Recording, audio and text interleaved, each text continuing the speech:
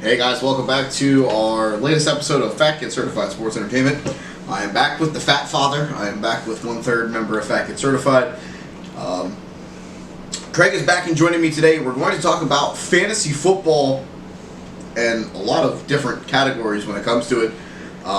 Craig, welcome back. Thanks, Mike. It's good to be back. I'm glad. Still here, no hurricane yet. Not yet. Made a right turn, so it's just going to tickle the coast. He said Tickle.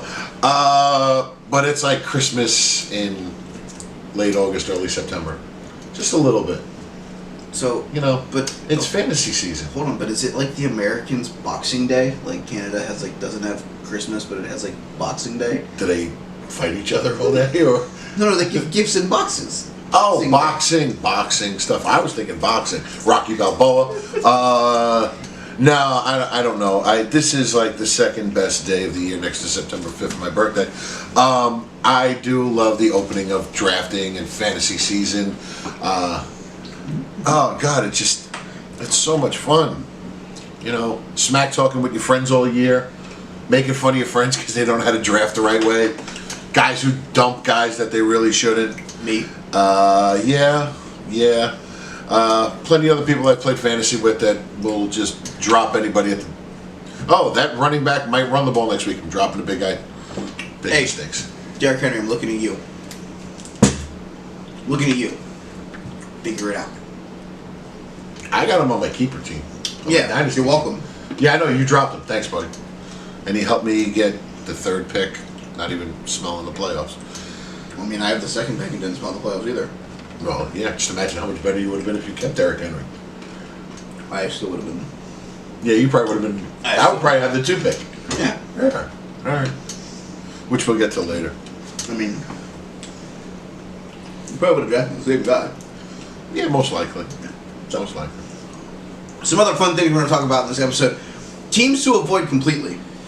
There are a couple of those. Oh, yeah. We're going to give you our sleepers. That's going to be a fun category. Mm-hmm. Best position to draft in a redraft. Dynasty versus redraft. And then we'll talk about... Now, some of you know my favorite TV show / video game is Where in the World is Carmen Sandiego. We're going to play Where in the World is Melvin Gordon going to play football this season? Because I don't think it's going to be Los Angeles. That's a good question.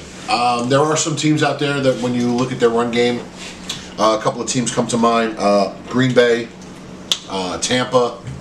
I mean, you put Melvin Gordon on Green Bay. I mean, everybody's numbers just go through the roof. Yep. Devontae Adams' numbers go up because you can't necessarily double him because of Scantling and Geronimo Allison as well. And if you add you add a guy like Melvin Gordon who can catch balls out of the backfield, he's a good blocking running back. And let's not forget Aaron.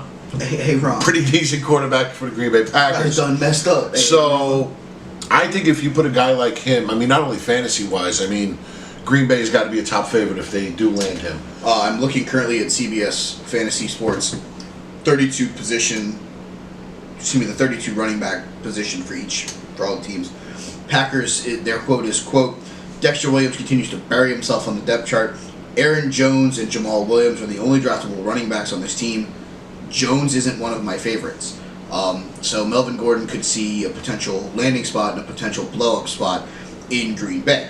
Another team that I think could be a promising location for him, you touched base on them, the Tampa Bay Buccaneers. Their current state of affairs is somewhere between hot and garbage. I don't know where it is. I mean, Peyton Barber is probably their number one running back. Ronald Jones will probably get some carries. Andre Ellington is somehow still in the NFL, and he's on this roster. I mean, they got some good wide receivers. You got Evans, you got Godwin. The only thing is Jameis. Henry O. Godwin's godson. Yes. Jameis just hasn't panned out. No, he hasn't. O.J. Howard's there as well. Yeah, O.J. Howard's another threat. Top tight end right there, O.J. Howard. I just think the problem lies with Jameis. I think the other problem that they've ran into is they hit a home run on Jameis, and then the draft picks after him, their first and second round draft picks, haven't panned out either. The offensive line hasn't been good. Pretty trashy. The defense has been mediocre at best. It's hard for, let's look at it from this standpoint. Last year, they go on the road with Ryan Fitzpatrick into New Orleans, and needed a last-second touchdown to win, and they hung 50-something points in that game. So that defense hasn't been playing well. So it's one of those things where Jameis hasn't panned out. I'm not trying to make an excuse for Jameis, because he just hasn't been as good as whatever we thought he was going to be coming out of Florida State. But there have been other pieces that have also not been good that have harmed Jameis in his development. And the run game is one of those that's been a major contributing decline for him. You had a monster like Melvin Gordon to Tampa. You know, it's like I said about Green Bay. Everybody else's value goes through the roof. Mm-hmm. It's just what he brings to the table. You know, a great pass catching running back. Like I said, he can block well. You know, helps give the quarterback that protection. You know, in the play action game. Who knows where he's going to end up. I was thinking maybe Kansas City, but then Kansas City went and signed Andy Reid's favorite son, who was just recently cut by the Buffalo Bills, LaShawn McCoy. Yep. So Shady's going back to his old coach. I mean, he's going to be there probably to back up. He's definitely there to back up Damian Williams. He's not going to challenge him for the No, start. he'll be a change of pace guy, a guy who sees some play time. He'll probably take the position that would have been Carlos Hyde. Hyde was traded to Houston, where he will now be paired with Duke Johnson after the loss of Lamar Miller. And you know what? You mentioned Houston. I still wouldn't rule out Houston. You know, the problem I told you whenever we sat down at dinner earlier was Houston's biggest problem is the fact that they traded a lot of their controllable great pieces in the Laramie Tunsil trade. They got rid of 2 first-round draft picks, a second-round draft pick, as well as a young offensive lineman and a linebacker. And they also, to be 100% honest with you, Houston got hosed in the trade that you guys pulled off for Jadeveon Clowney, where they got back Bartavius Mingo and some linebacker that's going to and a third-round pick. Go Hawks! Yeah. Great trade, Pete and John Schneider, probably the best GM in football. Even Madden Football tried to see if that trade was approved, and that trade was rejected in Madden. I have no idea how the Hawks pulled it off. That was Houston just, we're done. Punting. We're done. We don't want you here. I love the pickup. He's a good young player. He's been hurt. He's had a lot of injuries. He's had a couple of Pro Bowl seasons. I do like the fact that Houston just didn't punt all of it. They punted on Clowney, but then moved pieces to go get a problem that they've had, and that's protecting Watson's blind side. Laramie Tunsil's probably one of the best offensive linemen in football. You know, he had the problem coming out of college. He got hosed coming out of college. Because, you know, someone decided to put a video up, which I think it was his stepfather or something. Yeah. Put up a video of him taking a fucking super gas mask rip. Pat McAfee, for the record, greatest Laramie Tunsil take of all time. Have you seen it? No. He picked up the phone after seeing the Laramie Tunsil bong rip video and literally called the GM of the Indianapolis Colts and said, "We need him." And everyone's like, "What do you mean?" He goes, "Did you not see that guy's lungs? He didn't cough once. He's the best in shape big guy I've ever seen in my life. I've taken bong rips from that. That's fucking impressive." So, kudos to Pat McAfee for seeing that one, because Laramie Tunsil has been probably one of the best offensive linemen in football since his being hosted in the NFL draft. Another team that I think could enter the Melvin Gordon sweepstakes, depending on how things shake out in the first couple weeks, is the San Francisco 49ers. Jerick McKinnon, injured reserve. It's Matt Breida and Tevin Coleman. And I don't know that I'm really in love with either one of those guys. No, but I will say this, being a Seahawks fan, I hate every damn thing about the Santa Clara 49ers. I mean, God, their fan base is just as bad as the Miami Dolphins. But the thing is, I will say this, paying attention to their team, they play in my division. Breida is a pretty good running back. He's a solid running back. I don't necessarily know if San Francisco is going to want to give up what they're building, because they got a very young team right now. So I don't necessarily know if you want to go and add a guy like Melvin Gordon, because here's the thing, do you add him, are they guaranteed to make the playoffs? I would say what happens to his fantasy value going on a team like San Francisco? I think his fantasy value would be just fine. On the fantasy part, does that mean that San Francisco is a lock for the playoffs? No, I don't think so. I think there's going to be a lot of competition, because I think Cam Newton's going to be a lot better for Carolina this year. I think Jameis is going to have a better year for the Bucs. I think the NFC North is going to be a 4-team race for most of the season until Detroit inevitably fades like they always do. Then it'll be a 3-team race, but I think all 3 of those teams can make the playoffs. The East is going to be entertaining between Dallas and Philadelphia. So I don't think it'd necessarily make them an automatic lock for the playoffs, but I think it would definitely improve their chances, probability. Yeah, I mean, and let's not forget San Francisco. They got that beast in Kittle. But how does Jimmy Garoppolo come back after a surgically repaired knee? Does he have faith in his knee? Can Tevin Coleman handle a full workload? He's never had to do it before. He had a great piece in Atlanta backing up Devontae Freeman, who blew out his knee, and I drafted in the first round last year. All right, so that is everybody's favorite game. Where in the world is Melvin Gordon going to play football this year? Let's transition to teams that we suggest you avoid when it comes to fantasy football. Yes, this is going to be strictly fantasy-wise. No, it is not saying to avoid that team like the plague, but there are probably some of those teams that you're still going to want to avoid like the plague. Yeah, one that I could think of that, and I love running backs. I'm a running back whore. Yeah. If you saw my draft the other night, you would understand why. My first 3 picks were McCaffrey, Connor, and Carson. Thanks, guys. I love the Palm Beach Kennel Club, NFL.com Fantasy League. You guys are awesome. Just pay me in December. The one team that I would completely avoid, top to bottom, are the Miami Dolphins. You don't know who's going to play quarterback after week 2 or week 3. Josh Rosen. They just traded away Kenny Stills, so they got rid of one of their receivers.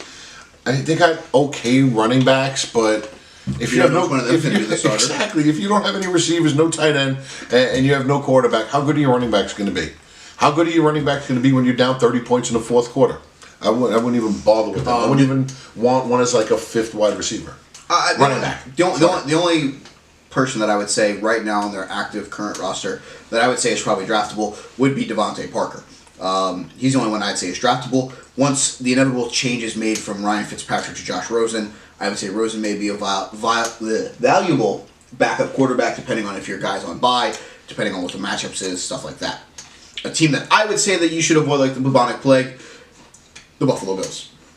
I think you're going to see a reoccurring theme here. The AFC East is hot trash. Honestly, I'm going to play running back for him by week 4. He's going to play running back in week 8. We've already figured this out.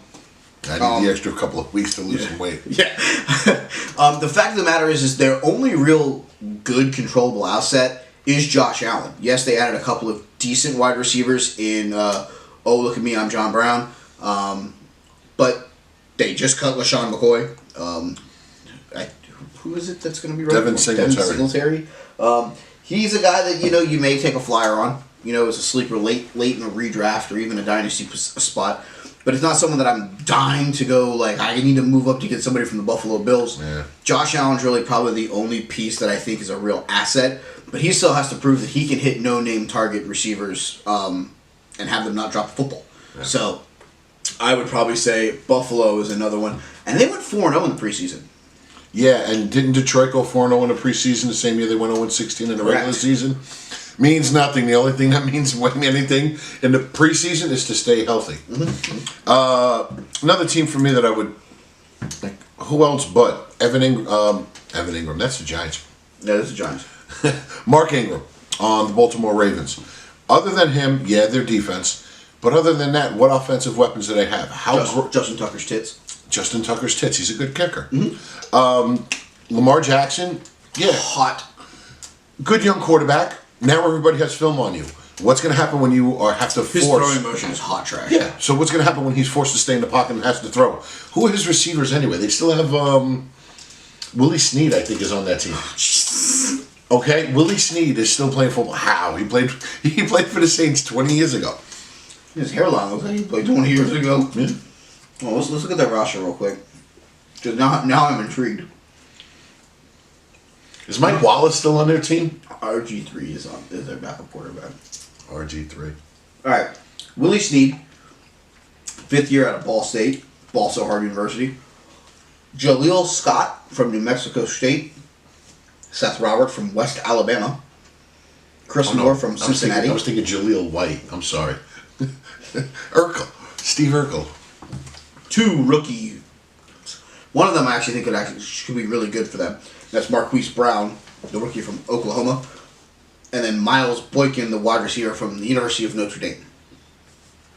No relation to the Hunchback. So, like I said, Mark Ingram is pretty much the only guy worth drafting on the Baltimore Ravens and their defense.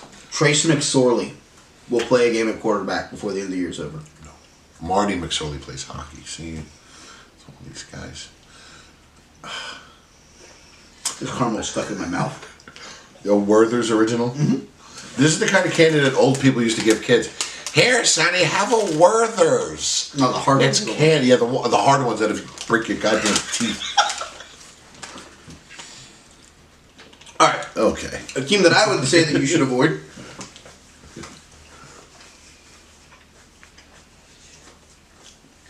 The Oakland Raiders. I don't like Derek Carr. I don't love Derek Carr. Antonio Brown is an egotistical maniac who can't figure out what size helmet he wants to put his brain into.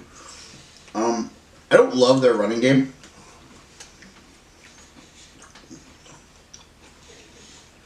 Josh Jacobs is unproven. He's a top running back coming out. He's probably one of the best young rookie running backs that are coming into the game. Yeah, he's got to prove himself. Their backers were Jalen Richard and DeAndre Washington.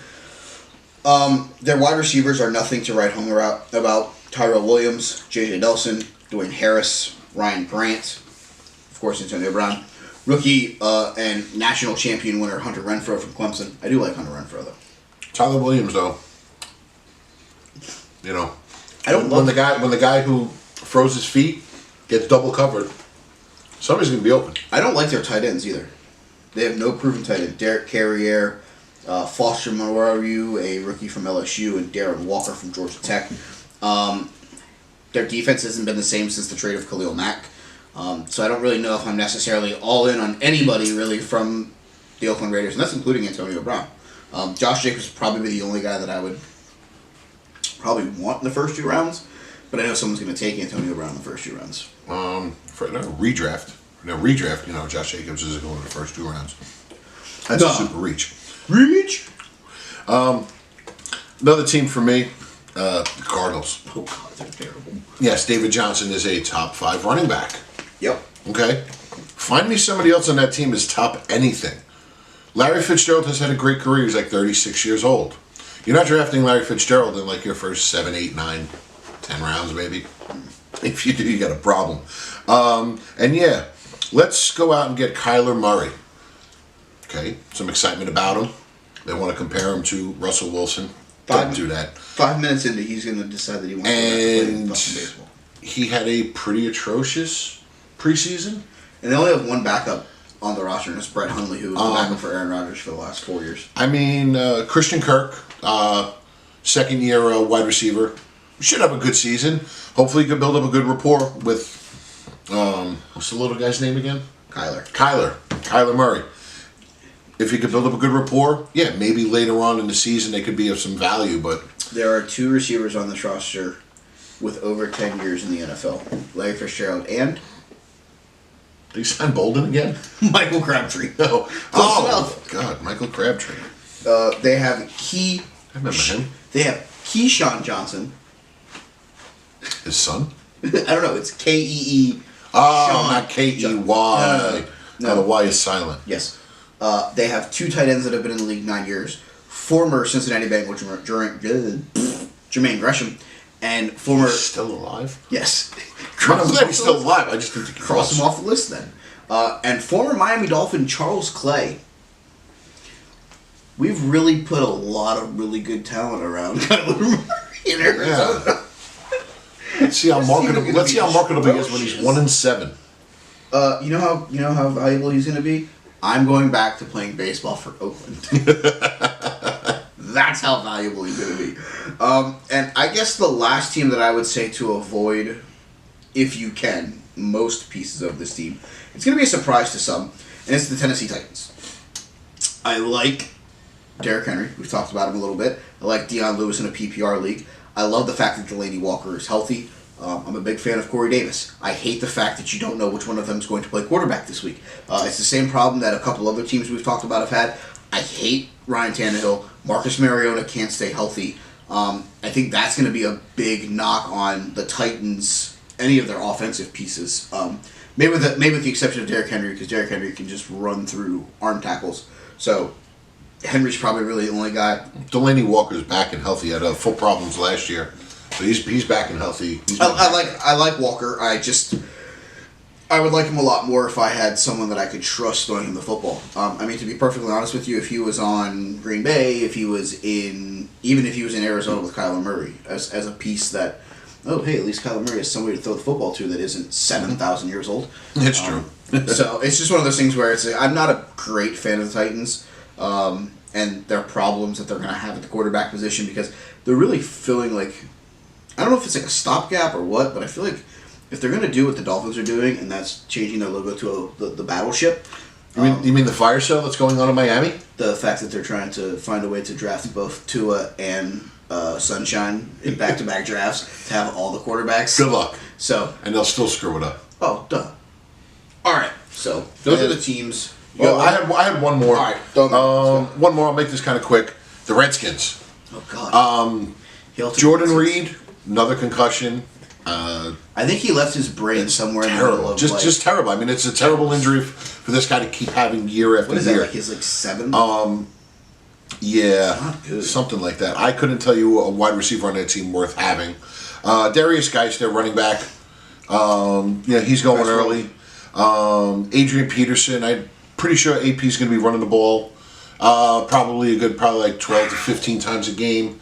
With Geis getting, slowly worked in, coming back in from his ACL injury.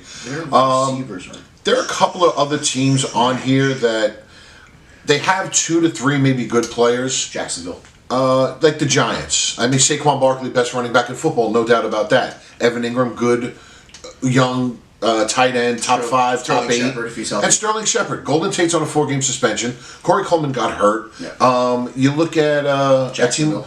Jacksonville. Leonard Fournette. D.D. Westbrook, maybe. yeah. But then, like Tampa, we mentioned before, you got Godwin and you got Evans. And then who else? O.J. Howard, yes. Maybe Jameis if you're The thing is, the one thing that I realized about all of these teams, none of them have an elite quarterback. Correct. Okay? Oh, another team that's pretty questionable on the list is a team for a different reason, and that's the Denver Broncos. Yes, they finally have a decent quarterback. They got a decent quarterback, yeah. But Cortland Sutton's probably their number 1 wide receiver. You don't know which one of their running backs is going to get the bulk of the carries every week between Phillip Lindsay and Royce Freeman. Lindsay started off last year hot and then got hurt, and then Freeman played really well. So we don't really know what we're going to get from those guys. So there's a couple teams that you would, if you can stay away from them, I would suggest staying away from them. There's some teams that if you want to get the 1 or 2 good pieces that they have, fine. But don't feel like you have to be forced into going out and finding a piece on their team. Perfect example. AJ Green's out 3 weeks. Joe Mixon's probably really the only draftable guy on that roster right now. To be 100% honest with you, Tyler Boyd. If you want a week, 3-week, 4-week sleeper, I will tell you, I like John Ross because he is going to flat out run. He's finally got the foot healthy from the college career. So John Ross is a guy that if you need a receiver late, because there is no AJ Green for the first 3 weeks, unfortunately Tyler Eifert can't stay healthy. I have no idea what they're going to do behind Joe Mixon because Robbie Anderson got hurt. Not that Robbie Anderson. Not the Jets wide receiver. Okay, good, because I got him in the 10th round the other night. I'll take a number 1 receiver who does have off the field problems in the 10th round. Thanks again, guys, that I drafted with the other night. You guys are awesome. Love your league. How I've only won. Oh, by the way, first of all, I did look up something in that league. I am the inaugural champion. Yes. And I am the only 2-time champion in that league. So you guys over at the track. Recognize I'm coming again. I'm coming for you guys again this year. Really quick, with these teams that we mentioned, Saquon's the best wide receiver, number 1 running back in football. Kittle is a top 3 tight end in football. There are top tier guys, but the thing is, what's going to happen late in the season when the Giants are hot garbage and you're down multiple scores in the 4th quarter? You can't risk Saquon being out there when you're down 25 points. For what? To get some points? So it's look for those teams that have those top tier, second tier quarterbacks, those are the teams that are going to be putting up most of the points. I mean, the other team now with a quarterback problem that may lean heavier on the run game is the Indianapolis Colts. Andrew Luck retires. Here you go. I feel like this is a Marlon Mack show. I do love the fact that they have two really good tight ends in Eric Ebron and Jack Doyle. So big fans of those guys. T.Y. Hilton's going to get his. Devin Funches is there. I forgot Devin Funches was in Indianapolis. Wow. They're pretty good, dude. Wow. They're sneaky good. Never see them coming.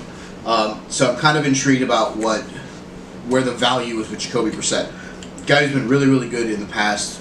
So I'm kind of interested to see where they go from there. With that being said, let's transition to something that we both know very well, and that is the best position to draft in a redraft league. This is different from a dynasty league, because dynasty league, which we'll talk about in a few minutes, at least our league, we keep 5 guys. Some dynasty keeps their entire rosters. It just depends on what the guys decide to do. So, in your fantasy football mind, where is the best position to draft in 2019 in a redraft league? In a redraft league, I would go with the 10. Chances are, unless somebody reaches early, you got a shot at maybe Devontae Adams and James Conner, Chubb, Bell if he slips that far, which I don't think he should slip past 5-6. Especially now with Zeke. You know, Zeke is going to move right into possibly the top 3. I'd say he's the 4th. He's the 4th. I love McCaffrey, what he does in a PPR league. Same with Kamara, and Saquon's absolutely the number 1 pick in every league. So. Yeah, but just get into a league where there's a Cowboy fan with like a 2 or 3 pick. Skyler? And yeah. Sorry, bud. The 10 is a great spot, you know, back-to-back picks. You know, it's just a great spot. I'm sorry. I mean, if I had my choice, I'd take the 10. I had the 3 the other night and drafted a hell of a team. And you can't go wrong with the 1. I'm looking at a draft here on CBS Fantasy, a redraft with a full point PPR. The 10 pick, their first 4 selections were Michael Thomas, Travis Kelce. They came back and they took Josh Jacobs and Patrick Mahomes. Wow. See, the 10's not so bad. It really isn't, because other guys that were available after the selection of Travis Kelce included Odell Beckham, Tyreek Hill, John Connor, Sarah Connor, Nick Chubb, Le'Veon Bell, Joe Mixon, Keenan Allen, Todd Gurley, just to name a few. The pick that I would probably say is, I'm not going to say the funnest pick, but I feel like you can get some severe depth in this spot, is I'm going to say the 4. Because here's the situation. You know Saquon's number 1, so if you don't have the number 1 pick, you can just go ahead and cross him off of your big board. It doesn't matter. Cross him off? If you don't have the 4, there's a 99% chance you're not getting Christian McCaffrey or Alvin Kamara. So now you put all of the drive on how you want your team to be built in your hands. You don't feel like you're forced to settle for, or not settle, I guess, but take one of those top 3 running backs. Mm-hmm. You now have your choice. I can go Hopkins. I can go David Johnson. I can go Ezekiel Elliott. I can go Juju. The same draft that I mentioned with the 10, the guy at 4 takes DeAndre Hopkins. He comes back on the way back, takes Joe Mixon, and then he goes Dalvin Cook, and then he finishes the first 4 with Cooper Kupp. So 2 wide receivers, 2 running backs, has built himself a pretty good foundation. I like those picks. I love me some Cooper Kupp. I like the 4. See when he comes back out surgically repaired knee. I think he's gonna be fun. I love him. So I love the fact that I love the 4. I think it's just a pick that you can decide your own fate. You don't have to really sit here and go, man, if I let Kamara go, then the guy after me is gonna get him. And so I feel like 4 is just one of those picks where I have how I want to build my team. Because you're not being forced. You're not being forced by what you've been hearing for the last month. No.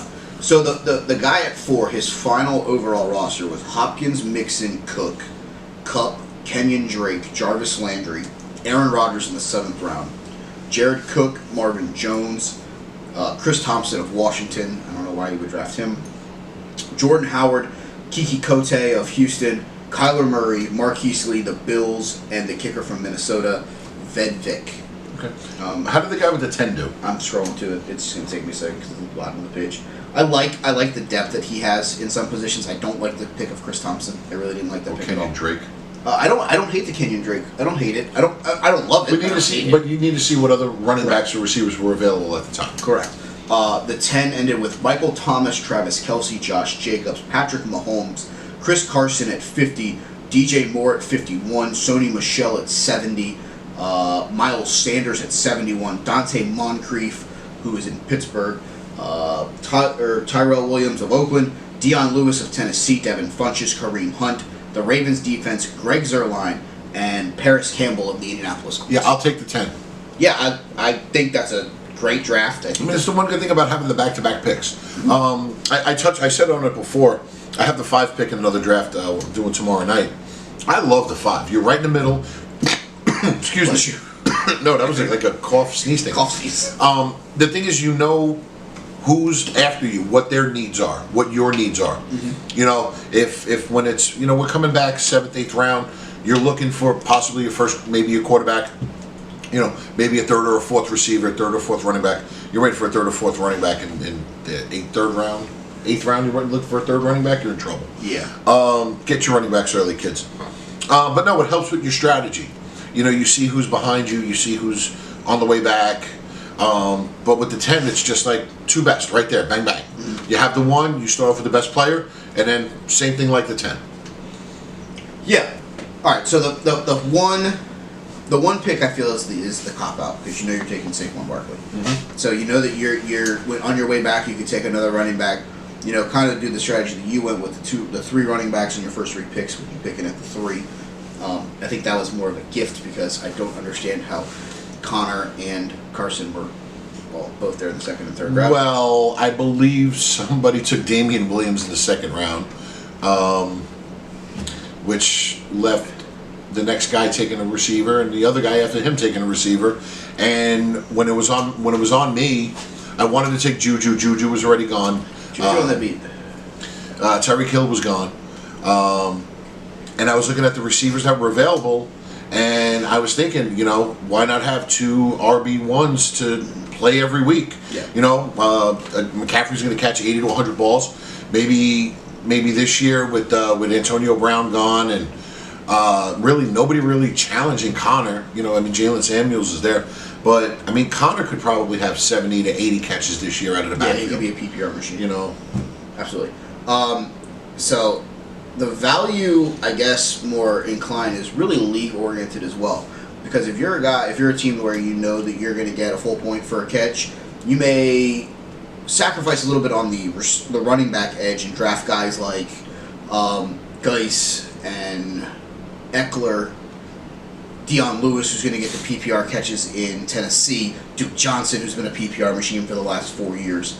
You know, you may sacrifice a little bit there and load up on wide receivers like Devontae Adams, Keenan Allen, Jarvis Landry, Odell. You know, guys that are going to get a ton of catches because you're going to get the full extra point per catch. Mm-hmm. So I guess being in the middle is like a comfortable spot because you get to see where everybody's at. The adventure is if you have the 1 or the 10 because you have the back-to-back picks, but then you have to wait almost 18 picks before your next pick. Yes. So it's like an adventure. I have the 2 in the Dynasty draft late tomorrow night / early Monday morning, I guess, is the way we can look at that. We'll transition, I guess, to the Dynasty League. For those of you that are in our league, you know the rules. For those of you that don't, this league has started. We keep 4 guys. We keep them in the first 4 rounds. And then we get a late round keeper. There are not really many surprises in this year's keeper class. There's a couple teams that were super loaded and had to let some guys go. Mm-hmm. Jarvis Landry's available, as is Sony Michel, Devontae Freeman. AJ Green is available. Phillip Lindsay. Yep. George Kittle. Kittle and Lindsay were not drafted. Kenny Golladay was drafted. He's available. Tyler Boyd was drafted. He's available. Calvin Ridley. Yep. Yeah, the rules are only drafted players can be kept. Nobody you picked up on waivers. I picked up Kittle, I think, in week 2 last year. Yeah. And never took him out of my tight end spot. I even think I left him in the bye week and I got like 9 points. So the kid was just catching everything thrown at him. Although I will say this about him this year, and this is just talking to friends who are Weiner fans. With Garoppolo coming back, one of his favorite weapons is Goodwin. Yeah, it's not Kittle. No, he loves Kittle. I'm not taking anything away from George Kittle. Kittle deserves to be a top 3, right up there with Kelsey and Ertz. Great hands. He's a monster. He's fast. But he was playing with 2 or 3 rookie quarterbacks last year. Rookie quarterback's best friend is a tight end. Correct. So I don't think he can repeat what he did last year if Garoppolo is their quarterback.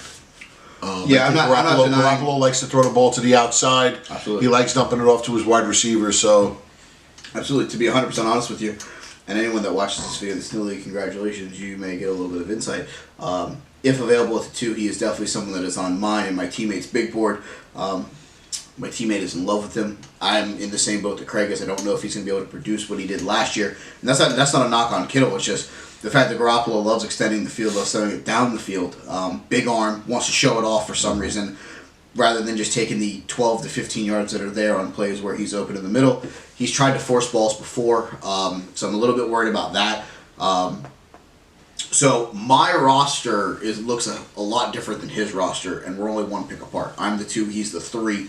My roster is built this year to hopefully hit some home runs in the draft that I can then replace some of these 4 unfortunate souls. I was finally able to get rid of Sammy Watkins. I was finally able to get rid of Michael Crabtree. I was finally able to get rid of LaShawn McCoy. So I feel like that's like the weight of the world has been lifted off my shoulders.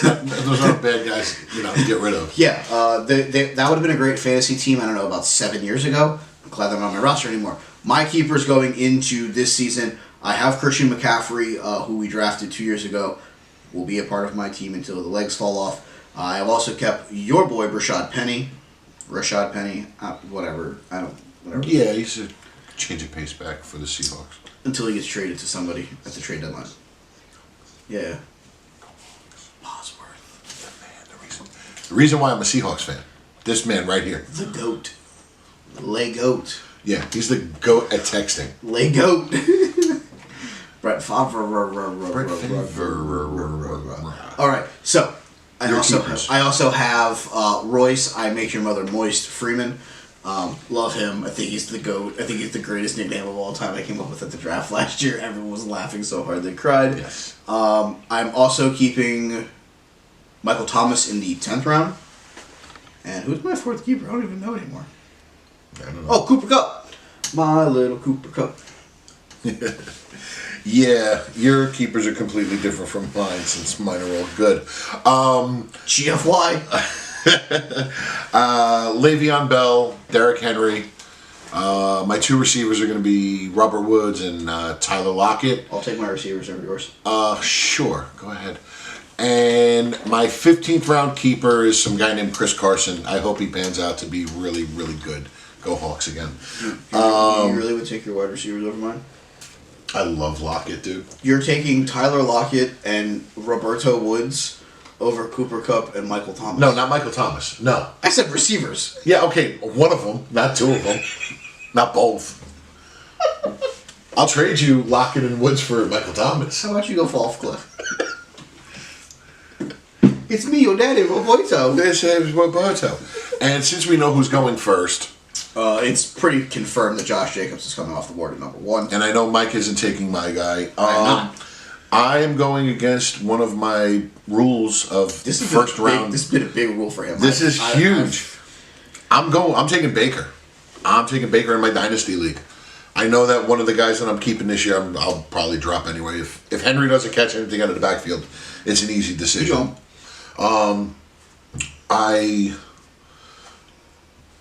I would love to take David Montgomery. I know the kid's going to be a stud, but playing in this dynasty league and never making the playoffs, it's because, and I love him. I've had Russell Wilson as my quarterback every year, and for some reason I've always gotten Phillip Rivers off the waiver wire, and then the guy turns out to be a top. Nobody will draft him because he wears bolo ties.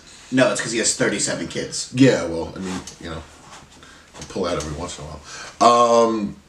I mean, he should. If the glove don't fit, he must have quit. I know. Jesus, there's other positions and places. Surprise! Yeah, hey, look what we got.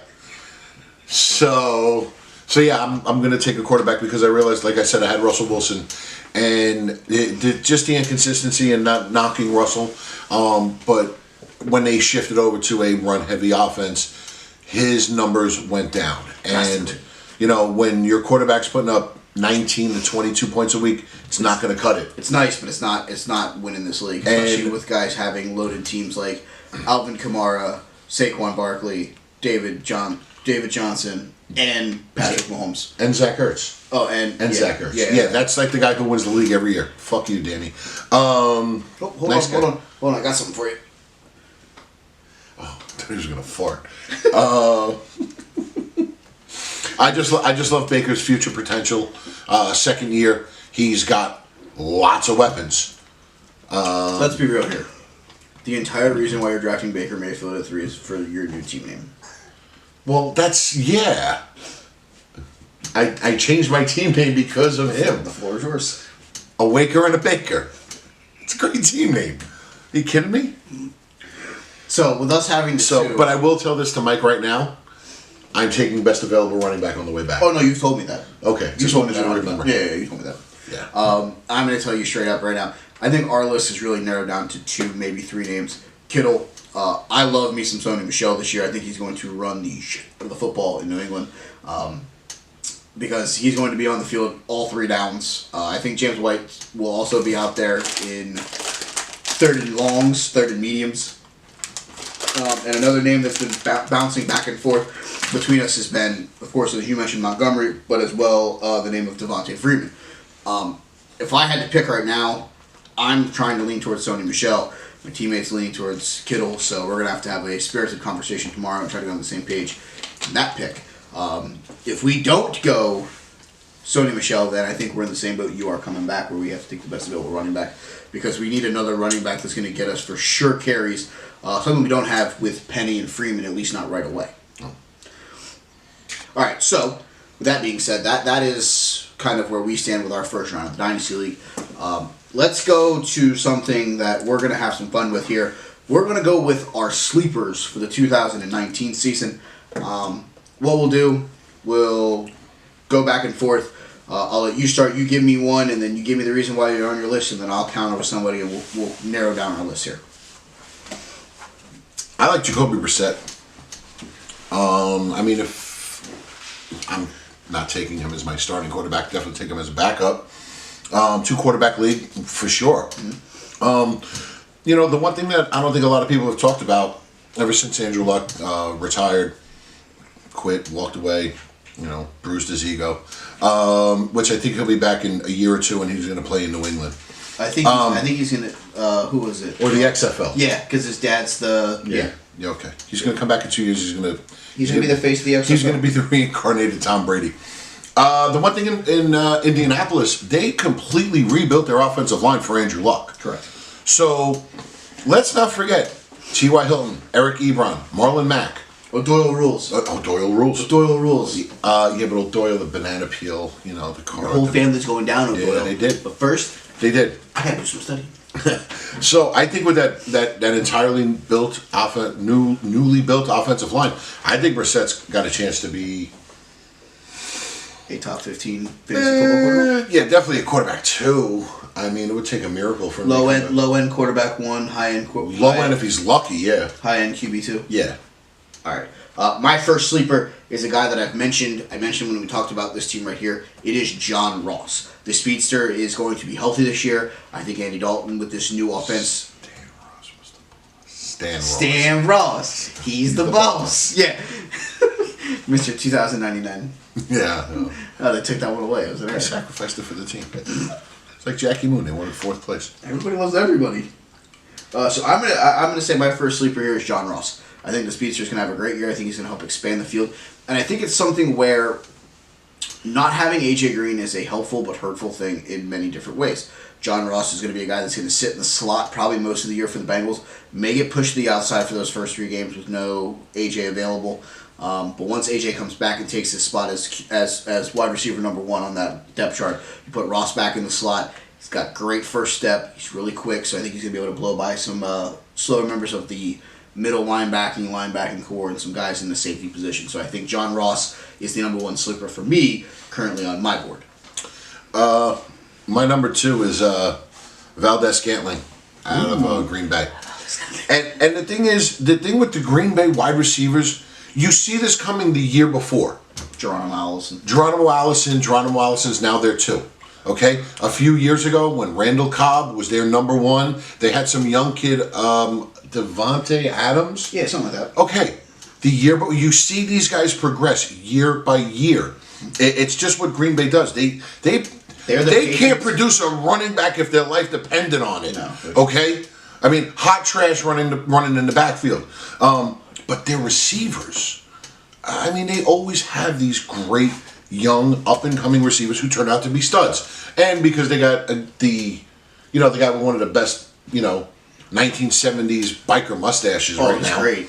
He dressed up as Hal from Happy Gilmore. Happy Gilmore. The greatest pregame. Yeah. So that's I like Valdez-Scantling. Figure he'll be wide receiver 3 on that team. He's not somebody bad to have sitting on your bench in case of an injury. Nope. If you're in deeper leagues, you're in a 12-team league. You got to draft this guy. Mm-hmm. He was drafted in our league. Yeah. My league the other night. Yeah, I like it.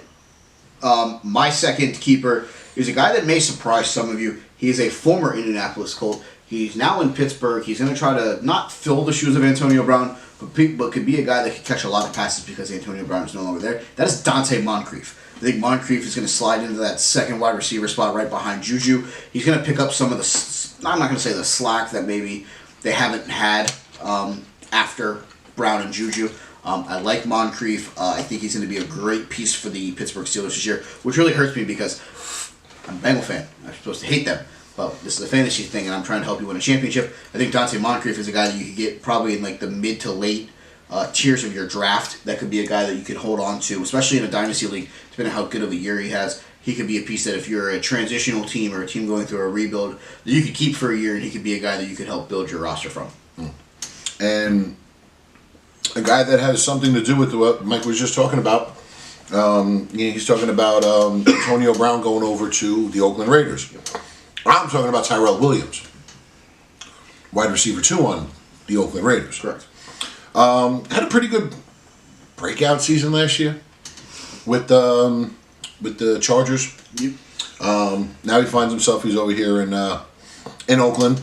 He just moved to a different part of California for a couple Do you years. guys know somebody named Juju Smith-Schuster? Juju. Who got popular because he played on the other side of the field as Antonio Brown. Correct. Antonio Brown gets double covered. Tyrell Williams be wide open. Correct. Derek Carr can throw the ball. When he wants to. And when he's not having like 4 linemen in his chest. That's it. At least one of them is an offensive lineman getting pushed back. So, really like Tyrell Williams. Another good late sleeper you can pick up. My next keeper my next sleeper, not keeper. Wow, living under a rock today. Darius Geis, the running back for the Washington Redskins. Damn, these little Debbie banana cakes. Wow. Little diabetes. Little diabetes. Hell yeah. Darius Geis, the running back for the Washington Redskins. I loved him coming out of Baylor until, unfortunately, he blew out his ACL. I thought he was a guy that I was going to try to take last year in the draft. It is going to be a little concerning coming back, running back from a knee injury. Really bad offensive line in Washington. Hot trash. Case Keenum at quarterback. There isn't a lot of great things, as we discussed about Washington.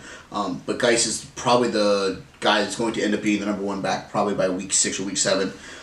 So it's a guy that you may not want to use a early or mid pick on, but if it's somebody you can get in, I don't know, maybe like the 10th to 12 in that vicinity, he's a guy that you could get, keep him on your bench for the first couple of weeks, see how he runs, and then maybe he could be a guy that could take over after the bye week start kicking in. Mm-hmm. Yeah. Got any more? Yeah. Actually, I like Sam Darnold. Really? Late. Backup role. Backup role, 2-quarterback league. Good chance the Jets are going to be playing from behind a lot this season. Hey, Darnold. Hey, Darnold. The one thing about them that now they got Le'Veon Bell to stretch the field for them. Robbie Anderson's his number 1 wide receiver. I mean, if these guys can, you don't have to worry about Le'Veon Bell stepping up, but see how he plays in this new offense. Yes. How does he handle his role? Does he want to be the guy to not only go there to try to win a championship? I don't know how that's going to happen. They play in the same division as Tom Brady. Oh, chance. But try to help bring up your young quarterback. Darnold's definitely got the arm strength. He can throw the ball all over the field. If he could stay vertical, he can stay healthy, and the O-line, blocks for him, you can see him having a pretty good season.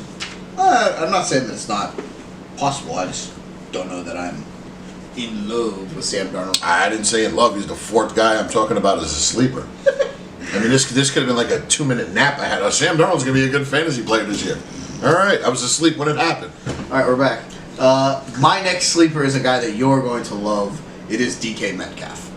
Yes, I know he's coming back from a knee scope. Yes, I know he's a little banged up. But I feel like he's a guy that's going to kill it in Seattle because of one thing. His freakish athleticism. The guy is freaky. He's jacked. He's chiseled. He's going to go up there. He's going to fight for footballs. I think he's a guy that's going to help Russ stretch the field after the play action comes into effect. He is unfortunately in the same boat that I feel Darius Geis is. I'm not going to use an early pick. I'm not going to use anything in the first probably 10 to 12 rounds probably. He could be a guy, especially in a dynasty format where you can keep him in the 15th, 16th, 17th round, get good value from him maybe as a keeper later on. I think he's a guy that after, when's your guys' bye week? 11 or 12. All right, I can't say after the bye week because we'll be more than halfway through the season. I think Metcalf is a guy. He's probably not going to play week 1 as much as they're trying to say that he might. So probably week 2 he starts seeing the field. I think by like week 4 or week 5 he'll probably be a little bit more integrated into the offense, barring there being a catastrophic injury where he's forced to step in faster. I think it's one of those guys where he could be a good guy that you could get late and maybe get some good value of, and maybe even turn into a trade piece later on if you need a guy at the trade deadline. Sure. One thing I will say that I will agree with Mike about DK. He did have a small procedure on his knee. With the fact of them releasing John Brown, they have DJ Moore. Not DJ Moore. DJ Moore is DJ Moore's in Carolina. So when the hell did you guys get DJ Moore? I was about to say, is this Madden? Did you just trade them like an unconditional like 3rd round draft pick? No. For DJ Moore? Oh my God! Why is his first name slipping? I'm so glad this is going to get edited. I may not get that. David Moore. David Moore. David. I said DJ. David. Was it David? I miss Texas. Texas forever. For life. No, David Moore had a broken arm, slight hairline fracture, I think. That sounds painful. But he's not going on the IR. So, with some other injuries to the wide receivers, the releasing of John Brown, I would not be surprised if you see Metcalf suited up for week 1. That wouldn't surprise me either. Question for you, and then we'll get back to the sleepers. You have 1 quarterback and 19 running backs on your roster, your Seahawks roster, not your actual roster. No, I know the what team. What the hell is going on? I don't know. I don't know what they're trying to do. They did release Paxton Lynch the other day. They released Geno and Smith they also today, released roughly. Geno Smith today, but they're looking to re-sign Geno Smith. They make the cuts. All right, you didn't make the 53. Oh, okay. Here you go. Now you're gonna make less money and you're gonna be a backup. Chris Carson makes perfect sense. Rashad Penny makes perfect sense. Gross ice makes perfect sense. Okay, and that's it. Travis Homer, the rookie from Miami. Adam Choice, a rookie from Clemson. Why do you have 9 running backs on your roster? Because they'll drop 2 of them to the practice squad. They're both going on the practice squad. That's all it is. Once they make the transactions, I just looked up and I was like, how do you guys have no backup quarterback? Yeah. You better get one before week 1, just in case. If not, I might have to just stand there and go, hand off. Just give it to Carson. Hand off. Hey, it could be worse. The Bengals have 4 quarterbacks on their roster right now. Is AJ McCarron still on there? No, he's in Houston, I think. And he's still a backup. I don't know. He's not starting over Deshaun Watson. Yeah. How does Alabama win so many national championships year after year after year, and they can't get a starting quarterback in the NFL? I'm going to ask you a real valuable question here, okay? Go ahead. Name me the last great SEC quarterback. Cam. Okay. When was he at Alabama? Like 2000? You said SEC. Yeah, that's what I'm saying. When was Clemson. He was at Clemson. No, Cam was at Auburn. Cam Newton. Yeah, Cam went to Auburn. Oh, he did, and then transferred. He went to. No, he never No, transferred. not Alabama. Auburn. Yes, he played at Auburn. Did I say Clemson? Yes, I said Clemson. You said Clemson. I didn't say Clemson. Somebody said Clemson. John Kern might stab you the next time he sees you. No, he gave me a hug the other night after I dropped him off. I said the next time. Oh, You just said that he went to Clemson. You never compared Clemson and Auburn. Auburn. Roll Tide. Wow, you're definitely getting. Whoa, bleeding. Yeah. Attaboy. Oh, bleeding like a gusher. Oh my God! From one little scratch. Ooh, attaboy. That's disgusting. I'm leave my hand down here. All right, so, to be honest with you, the last great SEC quarterback is Cam, Eli, Peyton. I mean, let's be real here. I didn't say SEC. I said from Alabama. I'm just saying in general, the SEC in general have terrible quarterbacks, but somehow always win the national title. Yes. So that's what I don't understand when we're talking about Alabama. And, because you know what? AJ McCarron played at Alabama. Correct. I Yes. know how and we got to Alabama. my thing is when has there been a great starting quarterback from Alabama? Forsum.